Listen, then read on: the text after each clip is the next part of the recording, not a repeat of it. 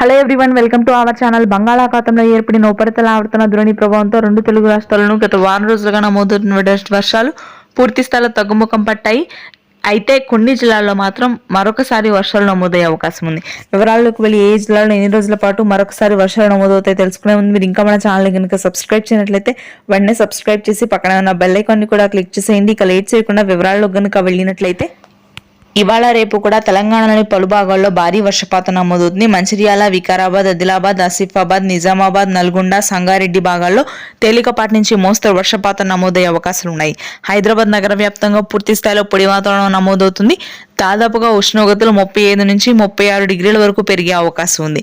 ఇకపోతే మనకి మధ్యాంధ్ర జిల్లాలో కూడా ఇదే పరిస్థితి కొనసాగుతుంది. పూర్తి స్థాయిలో వర్షాలు తగ్గుముఖం పట్టి ఉష్ణోగ్రతలు మొదలవుతాయి. శ్రీకాకుళం, విజయనగరం, విశాఖపట్నం భాగాల్లో మాత్రం అక్కడక్కడ తేలికపాటి జల్లులు మినహాయిస్తే మిగిలిన అన్ని ప్రాంతాల్లో కూడా పొడి వాతావరణమే ఉంటుంది.